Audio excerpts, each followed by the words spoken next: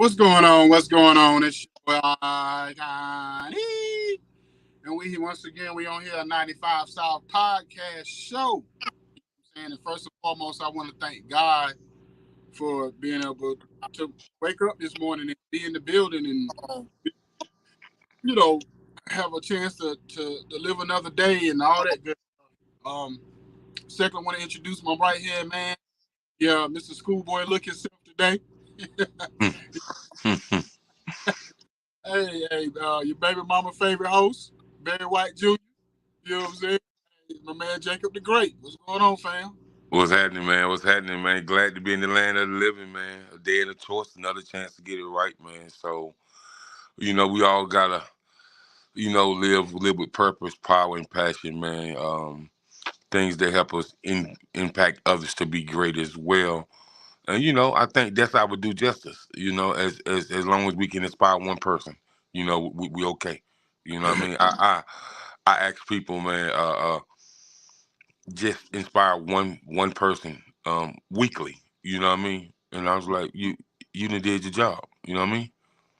Yeah, for sure, for sure. So, man, before I know we had a topic we're gonna get into, Hmm. before we get to the main topic, I want to bring up a few things. Well, first of all, I want to holler at my cousin. She's actually my first grew up together. It was 12 of us. I'm the oldest of the boys. It was 9 girls, three boys. I'm the oldest of the boys. She is the second oldest. Her son got shot and killed late last night, early this morning. Mm. And I want to shout out to her and say, we love you. You know what I'm saying? We praying for you. Pray for your strength and God to give you guidance and just understand God don't make no mistakes and whatever, and He gonna get you or whatever. So I just wanted to say that to her. Secondly, this one I want to talk about this OJ thing for a second because this really really bothered me this, and it bothered me because I understand people, whether you think he didn't do it, whatever the case may be. But at the same time, I don't like the fact when people would he was dead, and I'm just like, at the end of the day, like where do we get off at wishing and hoping for somebody's death in a situation? I understand the family, the mom, the dad, the sister, brothers, whoever was close to these people. But the people in the world, when you wish death upon somebody else, it's like that old saying: when you dig your grave, you dig somebody else's grave. You know what I'm saying? You better dig a spot for yourself. You know what I'm saying? Because the grave you trying to dig for somebody else be the grave you digging for yourself. And so, at the end of the day, whether he did it or didn't do it, and somebody was telling me like, well, the reason why he wished he was dead because he didn't suffer, he didn't do any prison time. And my thinking is this: watching OJ over the years, even before he finally did go to prison, when he got out of prison, it seemed like OJ was tormented most of his years after Nicole and Ron died.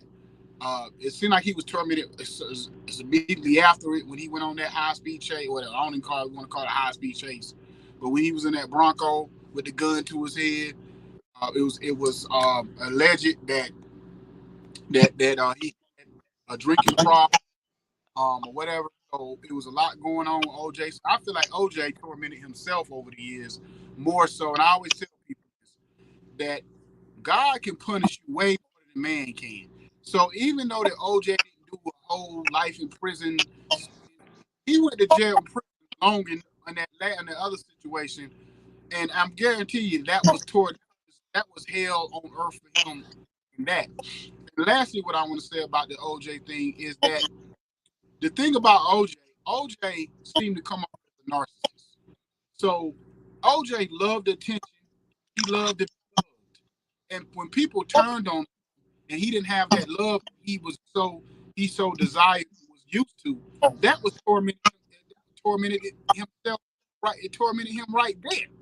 So you know what I mean? So that's what you feel about the whole.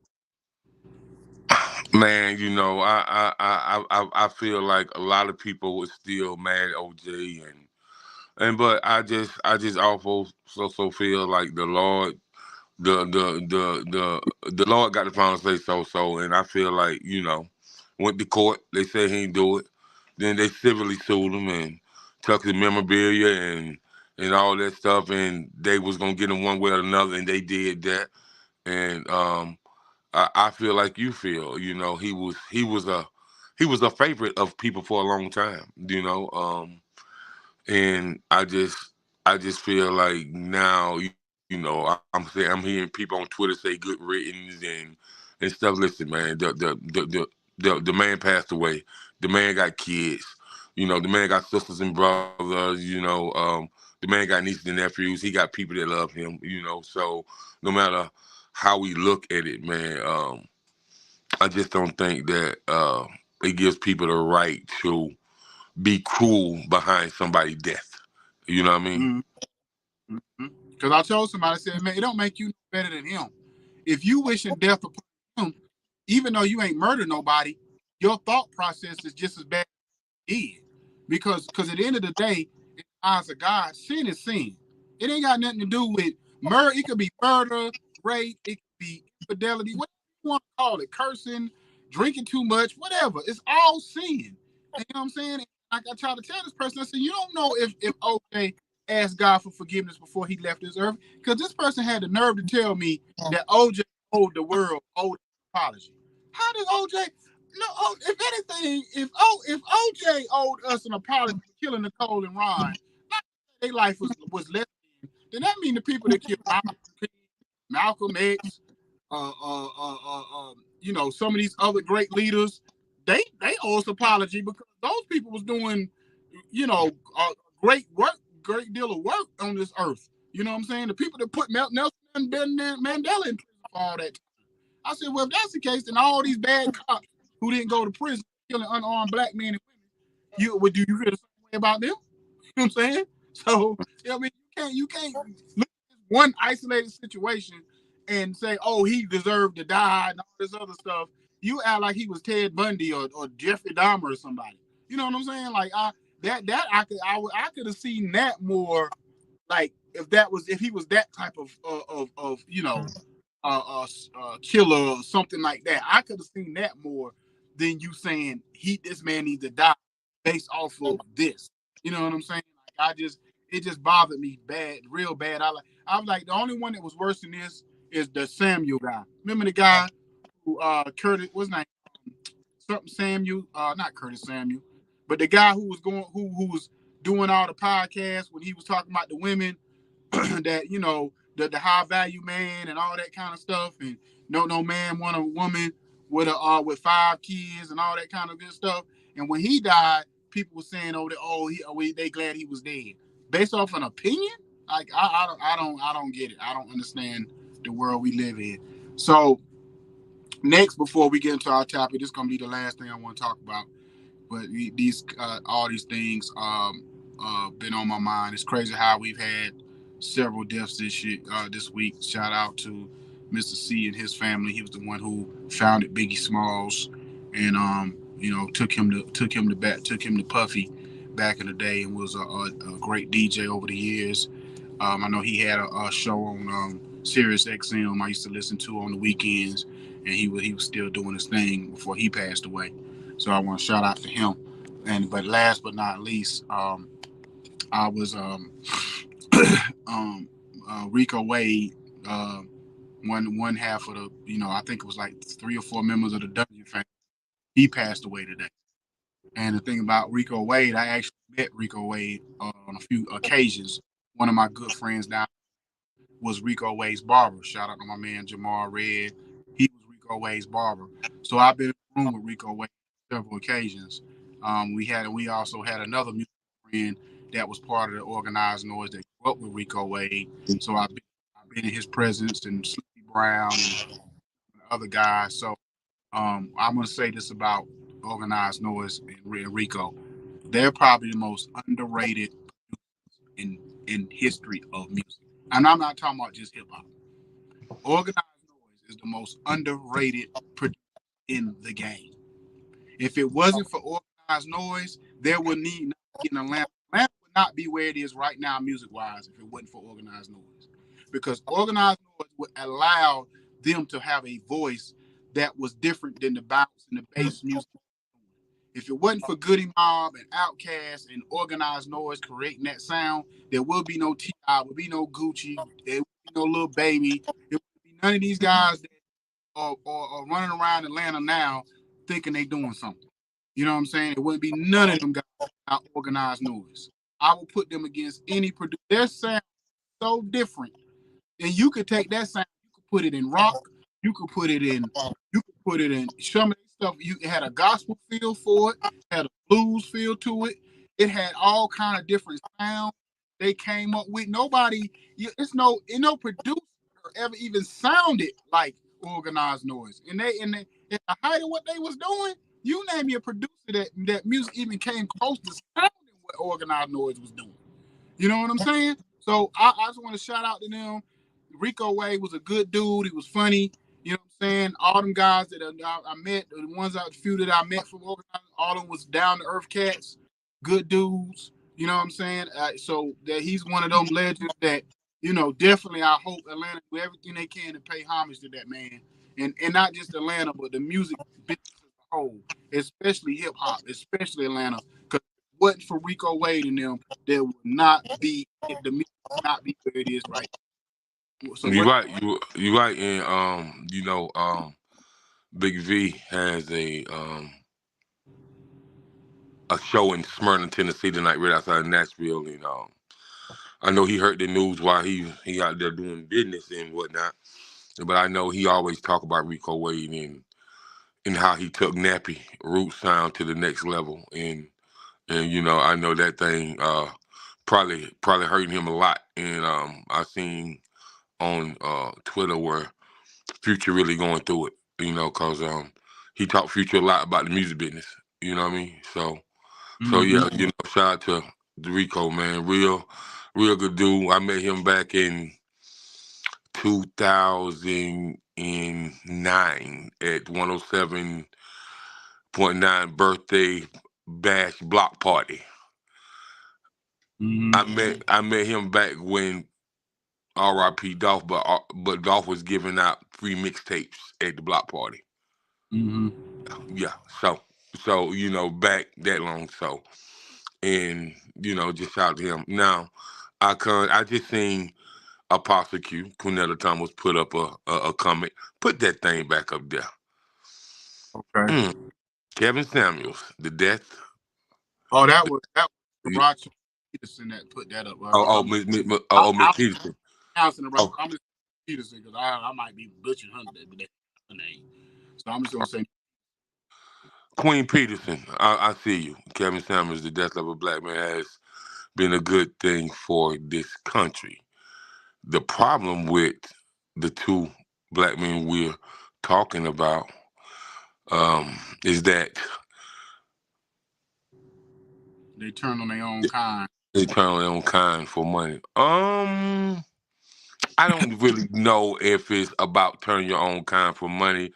I just think when you get money, you live a different type of lifestyle, and I think that your mindset is different from it was when you was in poverty. So I don't think turning on your own kind because when this was going on, some of the high profile. When speaking of OJ, some of the high profile of black people that played with him, man, like Drew Pearson and people like that, Drew Pearson and heard Tony Dorsett speak out, and I heard a lot of different people speak out and said that was not his character. So whatever was going on internally that we don't know about, um,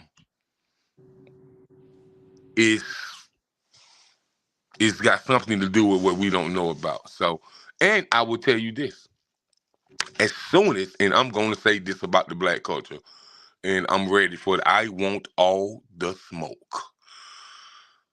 As soon as they say a black person has did something, we don't do research. We don't look into it. Hmm. We don't do no digging. We just say, "Oh yeah, they did it. They did it." But at the height of their success, oh, I love them so much, but the love is there no more. Mm-hmm. I don't know, bro. Cause I'm saying it's a lot of people that say they love King Jacob. So if I get into an altercation and this is what they allegedly accuse me of. So the people I love gonna say, oh no, he did that. You know what I mean? Like I don't know, man. It's just our culture is so quick to throw each other under the bus so fast, boy. We throw each other under the bus faster than a New York minute. Yeah, you're right. You're right. And I say this about Kevin Samuels. Some of the stuff he was saying, I ain't gonna say I agree with, but I understand what he's saying. Like when he was talking about like high value man don't want a woman with a bunch of kids and stuff like that. I think see this is the thing that kind of bothers me sometimes with our black women. I love them to death, but you can't ask a man to be honest, and when he is, then all of a sudden, like he's the worst person in the world. That man was living in his truth, and what he was saying at times, some of the stuff he was saying wasn't the just bad. Now, some of his approach, sometimes, the way he said it might have been kind of harsh, but I think at the same time, sometimes you got to take lemon and turn them into lemonade. Take some of the stuff that he was saying, and some of the stuff had value. Some of the stuff would some of the stuff he was saying that could help the black woman understand the mindset of a black man. You know what I'm saying? So I think sometimes it's like, okay, we want you to be honest. That'd be like if your man came home and you was like, well, you been cheating on me all night. He said, yeah. You know what I'm saying? Did you really want to know, or did you just ask him that? And if he, you know what I'm saying, You know what? you like it. So you can't have it both ways. You can't say, and then when he honest, then oh he the worst person in the world. You know what I'm saying? Nah, you can't do it. And I don't think his situation had anything to do with being like turning himself on white black people for money because I don't really think he understood he was gonna go viral like that. He was just saying what he was saying, and it exploded. OJ's situation is different. You know, if you look at the documentary, the way he was raised and how he going to like a certain school and being around certain people kind of changed his mindset or whatever. I mean, a lot of you could say that about it. You could say that about a Tiger Woods. You could say that about a Michael Jordan. You could say it about certain other people who, when they got to a certain status, they mind kind of they wasn't there for like they should have been. You know what I mean, or what we think they should have been. You know what I mean, or whatever. But I just say like this: we gotta stop feeling like our celebrities have to always be the end all be all to hear everything. You know what I'm saying? They just celebrities. They just out living, and yeah, they in position to do better. But if they don't, then we have to look at ones or look at ourselves to be the ones to make the change. We can't always look at celebrities. You know what I'm saying? Because 9 times out of 10, they gonna drop. Most of them gonna drop the ball or not gonna do anything. That's gonna do nothing but for themselves anyway. Mm. You know. So Queen Peterson, I'm not black. I'm OJ. Okay, but so when people say black boy, white boy, my name is Jacob. Identify with me as Jacob. You know, because if we want to get deep in it, and I'm not gonna go top it, I can because this to get me, what she just said, make me break down the whole 12 tribes of Israel. We ain't gonna do that. But you know, identity is one thing, and knowing who you are is a whole different thing, and understanding thyself is different. So you know, people have different mindsets through a place of a mental capacity, a place of emotional capacity, and a place of rejection. Um, so when you're successful, you accept it, but when you climbing the ranks, you're not. And in the '70s, oppression days, depression days, you know, I'm better than you, so you go out to the back and get your food. Or, we were still going to the war, but it was white only, black only. But we good enough to fight against other countries, but we weren't good enough to use the same bathroom stall. And so it can and OJ experience all that. So we can experience we can talk about his experience for years, and we can break down the whole case, but we ain't gonna do that. But I will have a podcast where I'm gonna be breaking down his whole case But verbatim. let me say this before we get to the main topic, and I'm a reference Miss when she said he absolutely did it for money, controversy, sales. He did it for our content. Okay, let's just say all of that is Oh, true. so hold on, Akon. Who is she talking about? Is She, we she talking Samuel. about K Sam's? Yeah, I think she's talking about Kevin Samuels. So Okay. if that is truth, if that's what he did it for, but let's say what he was saying, he believed it. So at the end of the day, whether he did it for all the others, if he actually believed it, he's still living his. I can still respect him because that's his truth. Just like with a Charleston White. Charleston White is the most outrageous person on the internet, but most of what he's saying, I really truly believe he believes what's coming out his mouth. And if you believe what you like it, but at least I can respect the fact that you standing on your truth.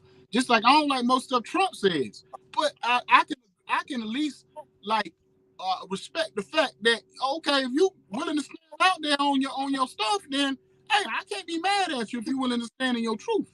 So whether it was for clout or whatever, if that's how that man really truly felt, I can't be mad at him in that way. Not to the point where I'm wishing death on him. You know what I mean? Not because of an opinion. You know, because I'm gonna say this, and then we're gonna get into the topic. Me, if me and Jacob really talked about, said the stuff that we really said wanted to say, and had we really put our opinion out there like we really want to put it out there, at times we probably would go super viral. Because some of the Man. stuff, if you ask my family, they'll tell you, boy, my son tell me all the time, Dad, who if they ever you a show, and you really say what you want to say, good Lord, well they gonna hate you. I don't care, you know what I'm saying? But I, Right, I have respect for people, so I don't always say exactly what I want to say a lot of times. right. And then you have got. I mean, he's like, oh, Jacob, don't say that, bro. Don't say that. He said, even though it's true, boy, he said, man, no, because I couldn't tell you, I be wanting all the smoke, all the smoke. Everybody can bring it to me, but he said, no, man. This is professional. We're trying to grow this thing. Don't say that. Mm-mm. So I have learned on not to really say things that I really want to say, because when I say it, it's really gonna be bluntly, you know what I mean, and it's gonna be direct. So I can understand that, but if somebody gonna stand on their truth and they're gonna stand for their truth every day, then who am I to tell them they're wrong? That's their truth. That's not my truth. So you're right about that. You're right about that. So moving on, man. With the topic, man. Listen, man.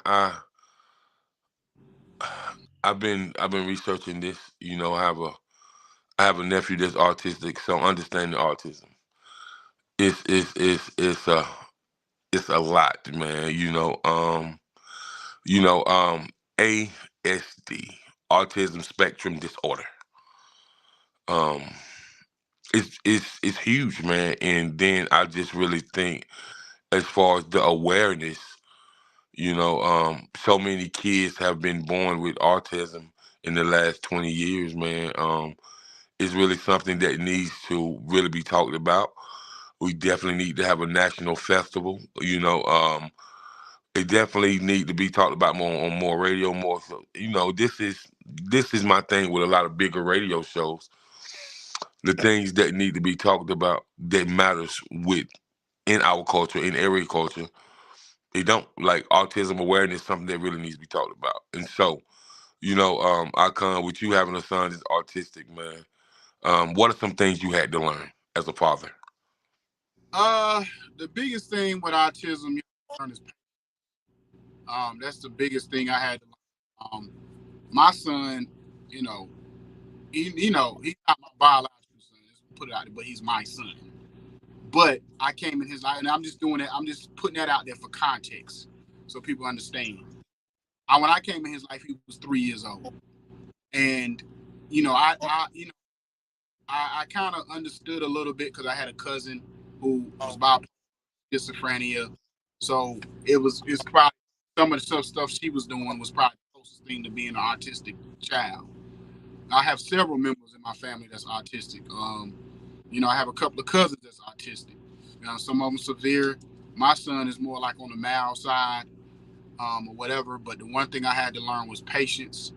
But the one thing I would say with autistic kids is that I would say suggest that you treat them just like you do your other kids. Because if you don't, then they're never going to grow and get past what they're going through. So you have to always got to be stern with them. You have to you got to with them. You might have to tell them something 10 times, 100 times over. My son is 28 now, and I still got to take out the trash. Supposed to. We still got sometimes tell him to brush his teeth, take a bath. He's 28 years old, but other stuff he functional. Everything else, a lot of other stuff on his own without being told. And of course, one thing about autistic kids, every last one of them have a gift. His gift is playing the drums. And when I mean play the drums, I mean drums. He a bad boy. I'll put him against any drummer in America. He a bad, and I'm not saying this because he my son. That joker a bad boy. And I ain't talking about he can play anything. Country, rock and roll, gospel, it don't matter. He can play it. And I'm talking about sit down at the drums as soon as the music come on and play it on key. He don't need no practice. He don't need no time. Nothing. I've seen him do it. You know what I'm saying? Too many times to know he a bad boy. So yeah, Okay. but I think the main thing is that patience. Right. So, and I would tell you, they have gifts, other gifts, emotional gifts. Um, my nephew is autistic, man, but he's such a caring young man. He's 12 years old, man, and he don't like loud. He don't like people arguing. Um, and he's a neat person. Like I remember when he was 6 years old. One of my cousins spilled something on the floor. He went and got the mop and put it in her hand. You know what I mean? And so, so I'm like, hey, grown people don't do that. You know what I mean? Yeah, You know what I mean? I was like, yeah. wow. Hey, before the one thing about autistic kids, they like babies. They like little kids. Like they honest people in the world. Don't do nothing about an autistic kid and don't think they gonna call you out. I don't care who you are, what you doing, they gonna call you out. They the only honest people in the world. But go ahead. They don't play, man. And so, he like wildlife, like he like reading up on like giraffes and dinosaurs and cheetahs and stuff like that. He's a tractor lover. He's fascinated with, like how some kids are kind of look at a tractor. He'll go pull up on YouTube on how they rebuilding the motor of a tractor, or when it comes to kids looking at like an animation of like Black Panther or something like that, and he want to find out how the movie or the TV series was made. He's really analytical and really on his creative side. Like he don't just want to watch it like normal kids. He want to see how they made it. And and I was telling his dad, I said, man, I think that's so interesting, man, that he want to see how it was created. You know what I mean? Like, cause we look at movies, man, but I've just never heard people like we'll take Black Panther. Have people really looked at how Black Panther was made? You know, looked at the landscape of the making of it, and I think that if they did, people would be more intrigued by looking at that and then understanding the movie. So I think that cause he did it was Black Panther. Then he went back and watched it, and he's watched Black Panther about 5 or 6 times. You know what I mean? Mhm. You know that's one of his favorites. So you know, they're really sharp individuals, man. Autistic kids, man. They're really bright, man, and you know, and they can really teach you something uh, uh, um, about emotions, and you know, about remaining calm. You know, because if they're not calm, they'll have an episode. You know what I mean? Mhm. And so and then you got the understanding them and understanding how to calm them down and how to keep them calm. Yeah. It's an art. It's a different type of level. So, you know, with that being said, Icon, what did you learn from your wife with her being a mother of a autistic child? Because I'm pretty sure, and I know your wife. That's sis. So when it comes to that one right there, play with it if you want to. Play. You better not play with it. Well, her thing is to be a school teacher for one, is probably the most underrated job or whatever. And teachers should get at least 6 figures minimum, because the stuff they have to deal with, the stories she tell me about on a daily basis, she teaches.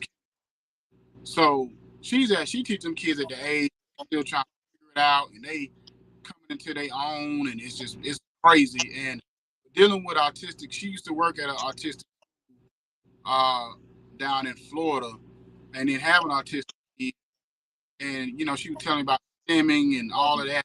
About stimming. That's like, maybe you ever watch autistic kid when they walk into a store, and they make loud noises all of a sudden, or they may be doing a or they something like they may be doing something like over and over, like they might be like, oh, or they may do something. That's what she says stimming. So it's like they get excited. That's the way they expressing themselves at that moment. So you have to understand those moments, and especially when you have an extreme autistic kid, they're gonna try you and or whatever a lot, and you gotta understand whatever. And it's funny because Jonathan, I used to make the I used to make this funny story all the time. I said, "Well, Jonathan, my son, I never seen a kid so happy all the time, especially when he was younger. He would always be happy." I said, "You ever seen somebody happy all the time? So happy it make you mad because they happy? Then you feel bad because they happy all the time? Like, Mm, and like you could fuss at them, then 5 minutes later they back happy again. I'm like, it used to piss me off. Like, why is you always happy?" You know what I'm saying? But right. yeah, like those kind of kids, man. And the one thing I learned is how to value life, because those kids, man, like you watch the Special Olympics, go to a Special Olympics event. I'm telling you, it's gonna change. Go to one Special Olympics, change your life. It'll change the way you look at life. You know what I'm saying? Because them kids out there, you might see them on like the what do you call them, the crutches where they go around your arm. You might see them, barely can move, all kind of stuff. They be in the wheelchairs and all of that, and go do a little 30-yard dash type deal or whatever you call it at their pace. And at the end, they just so excited that they finish. They don't care about winning or losing. They just glad they was able to do it. Uh huh. And we go all up and who win championships and who do this and who do that. You ain't doing this, you a loser and blah blah blah. And these kids just excited about just being able to do the littlest things in life that we take for granted. You know what I'm saying? But yeah, with her, with my wife, it's amazing. It amazes me, like the patience that she has and the ability to make to connect with a cat child.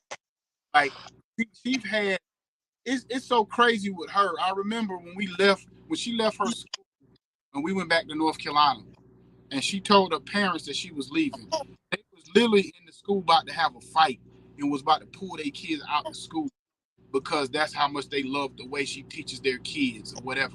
You know what I'm saying? Because she's old school. She gonna get with you, but at the same time, she gonna love on your kids and she gonna teach your kids something. So she Mm-hmm. not, you know what I'm saying? So so she not teach that just gonna show up. She gonna put all, and I see her put all blood, sweat, and tears into her schoolwork. She works weekends, grading papers, and all her free time gone. You know what I'm saying? To baby be able to make sure the kids got what they want. She always going to the store getting them snacks, drinks, and doing all this other stuff. I'll be looking like, dang, like they just can't get no money. You know what I'm saying? You know what I'm saying? My cheap self. But today, that's a lot of stuff that she taught me is just how to love kids and to especially the ones that's on that level.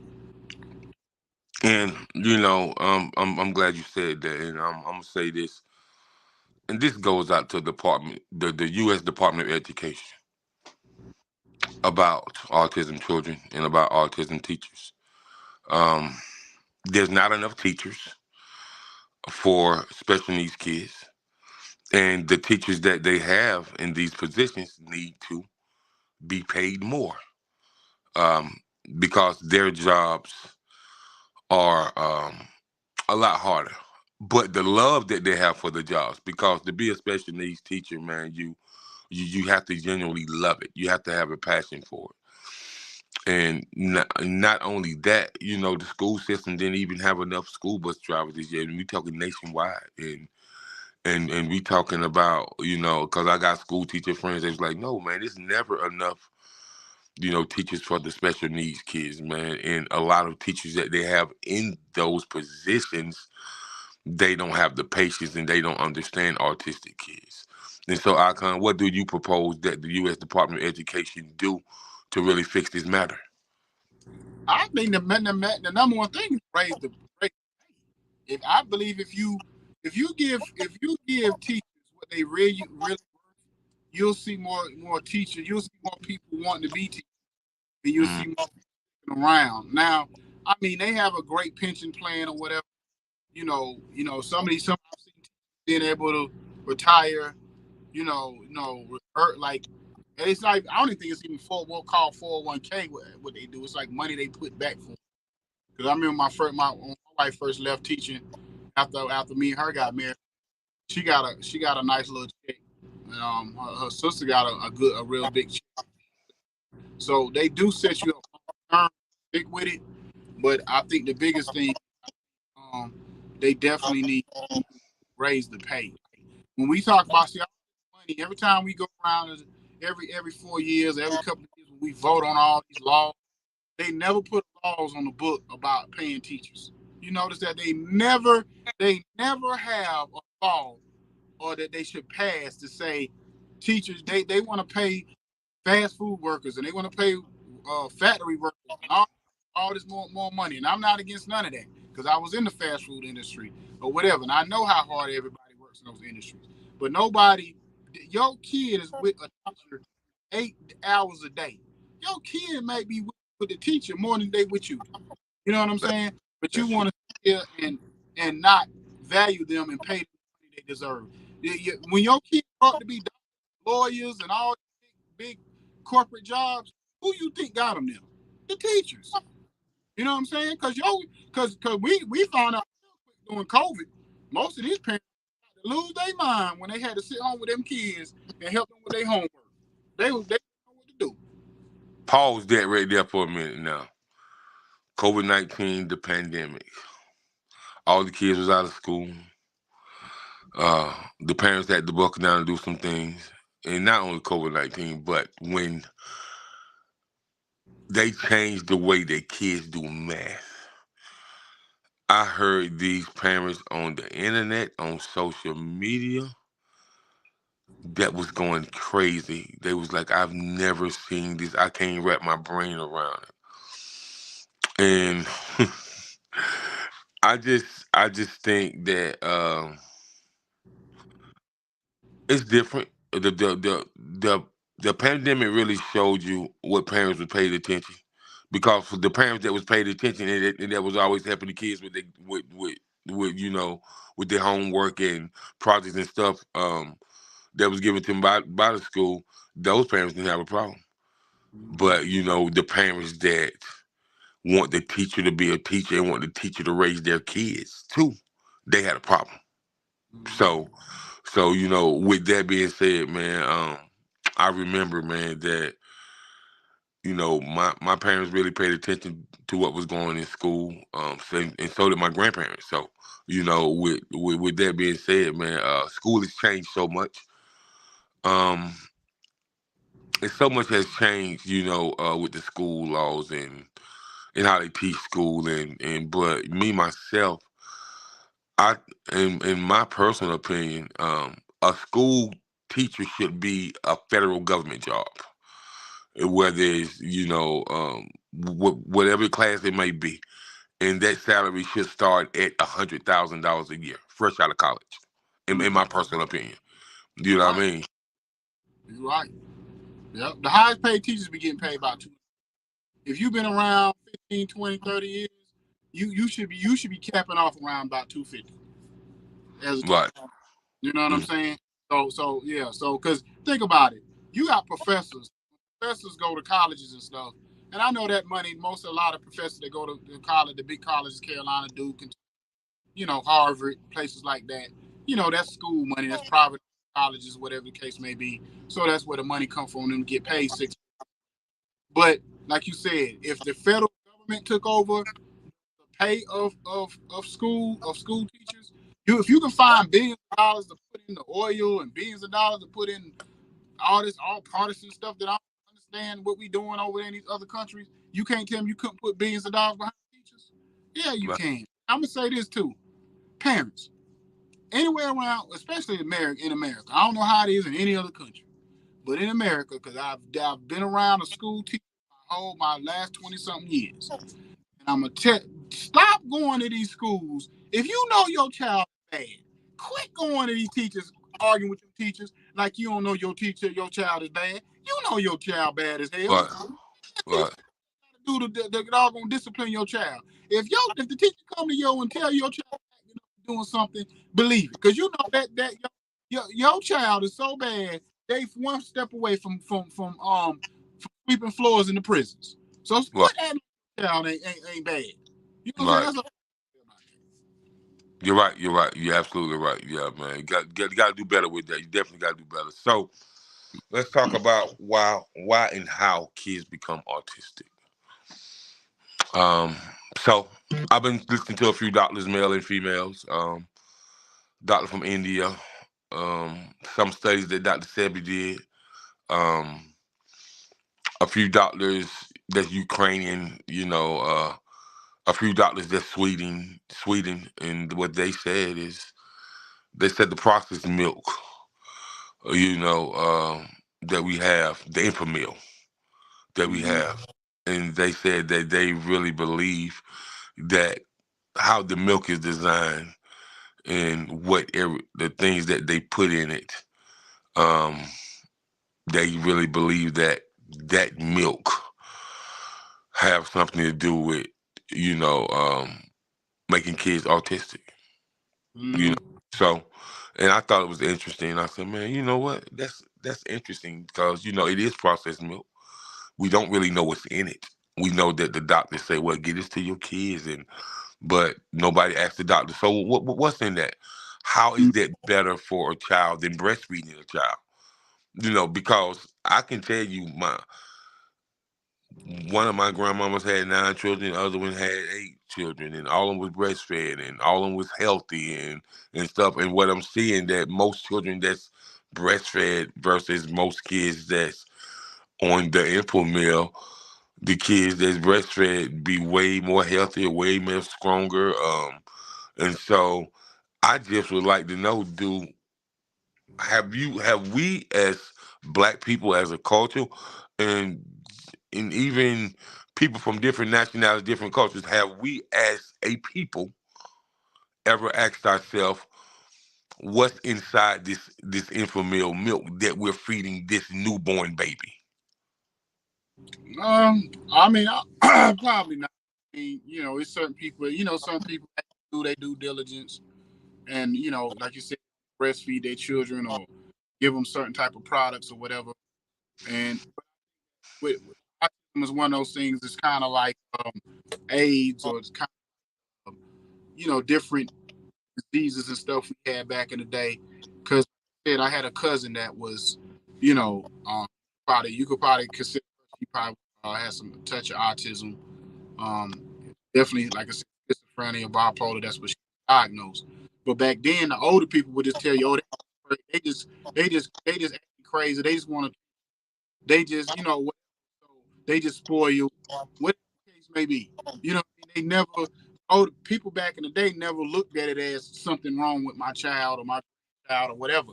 They just didn't look at it like that. So I think now probably doing a better job of maybe looking into it because I don't think it's just the milk. I think a lot of things can contribute. You know what you putting in your own body during the time Yeah, of pregnancy. You know that's right. what the oxygen level your child might not get oxygen level during that time. That could Right. cause. You know what I mean? Like I said, if you still smoking weed or smoking cigarettes and doing certain things and having some type of lifestyle during that time, even down to like I had a cousin who had two autistic kids, and because he had a baby with his own cousin, he had a couple of babies with his own cousin. So that whatever that is, that imbalance in that part of it, when you kin folk like that, that could cause it. You know what I'm saying? So it's Right, it right, right. could It, cause it, autism. it, it is a number of things. It is a number of things. But I just thought that was interesting. You know what they pointed out about the infamil and about it being processed, about it might have particles of additives in it, and every other every other country that